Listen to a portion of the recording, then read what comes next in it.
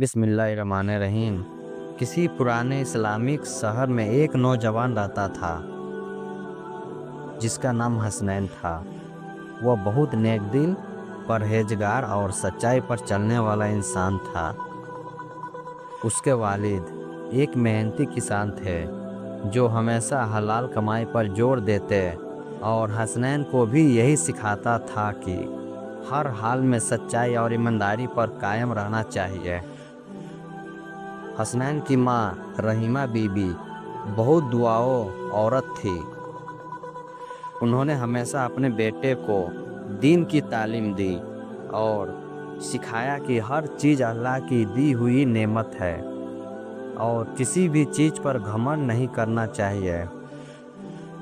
अब हसनैन जवान हो चुका था और उसकी माँ चाहती थी कि उसकी शादी किसी नेक और परहेजगार लड़की से हो। बहुत तलाश के बाद उन्हें एक लड़की पसंद आई जिसका नाम था नफीसा। नफीसा शहर के मशहूर व्यापारी जहीर साहब की बेटी थी। वह बहुत खूबसूरत थी, मगर उसमें एक अजीब रहस्य छिपा था। जब भी कोई उसकी खूबसूरती की तारीफ करता, उसकी आंखें कुछ देर के लिए चमक उठती। वह बहुत कम बोलती थी और अक्सर अकेले रहने की कोशिश करती थी।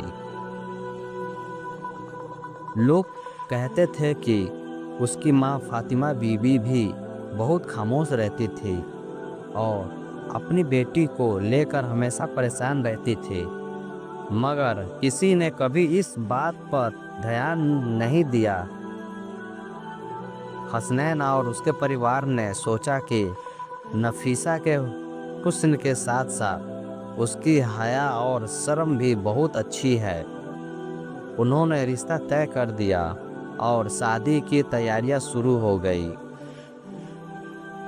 शादी के दिन पूरा शहर खुशियों से झूम रहा था। हर तरफ रोशनी थी, मिठाइयाँ बढ़ रही थी और लोग खुशी से झूम रहे थे। मगर कुछ अजीब घटनाएं होने लगी। शादी की सुबह ही नफीसा की माँ की तबीयत अचानक बिगड़ गई।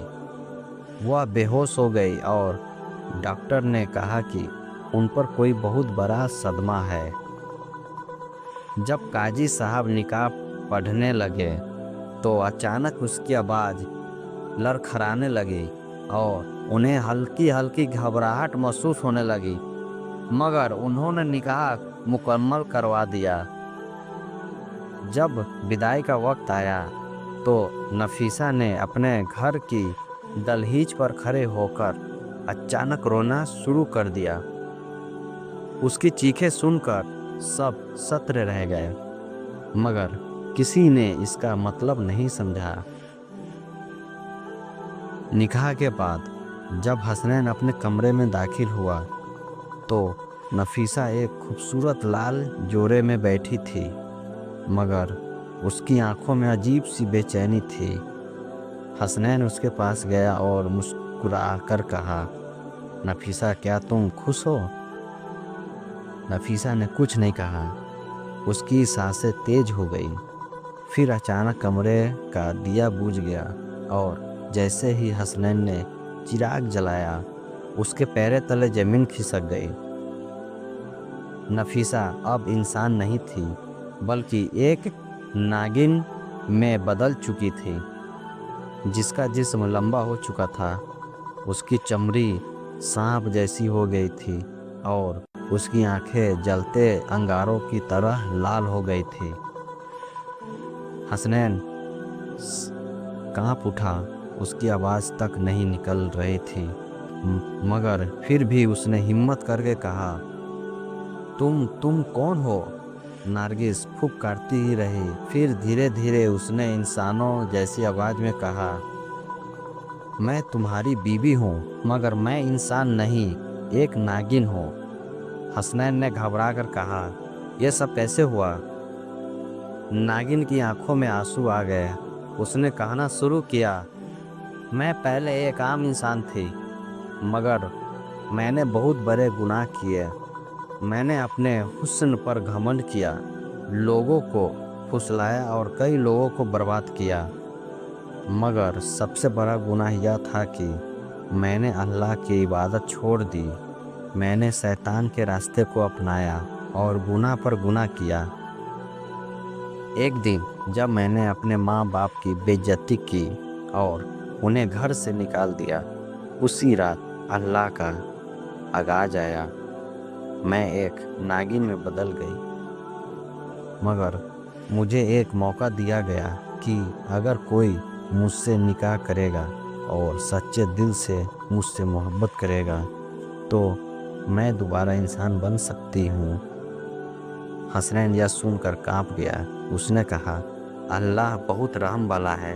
अगर कोई सच्चे दिल से तौबा करे तो वह उसे माफ़ कर देता है। नागिन ने रोते हुए कहा, मगर मैं अब तक घमंड में थी। मुझे लगा था कि मैं किसी को अपनी हकीकत नहीं बता पाऊंगी। मगर आज जब तुमने मुझसे प्यार और रहम की बातें की तो मेरा दिल बदल गया। नागिन ने पहली बार तन्हे दिल से तौबा की। उसने रोकर अल्लाह से माफ़ी मांगी। तभी अचानक कमरे में नूर फैल गया और एक आवाज़ आई, अल्लाह रहमान और रहीम है। जिसने सच्चे दिल से तौबा कर ली उसके गुनाह माफ़ कर दिए जाते हैं। नफीसा फिर से इंसान बन गई। सुबह जब हसनैन और नफीसा बाहर आए तो लोगों को यकीन नहीं हुआ कि रात में क्या हुआ था। मगर अब नफीसा बदल चुकी थी। वह अब अल्लाह की इबादत करने लगी, हमेशा हसनैन के साथ सच्चाई पर चलने लगी और अपने गुनाहों का प्रायश्चित करने लगी। इस कहानी से हमें यह सबक मिलता है कि हमें कभी भी घमंड नहीं करना चाहिए। इंसान चाहे जितना भी ताकतवर या खूबसूरत क्यों न हो, अल्लाह के आगे हर कोई बेबस है। हमेशा सच्चाई पर चलना चाहिए और अल्लाह से तौबा करनी चाहिए, क्योंकि उसकी रहमत बहुत बड़ी है। आमीन।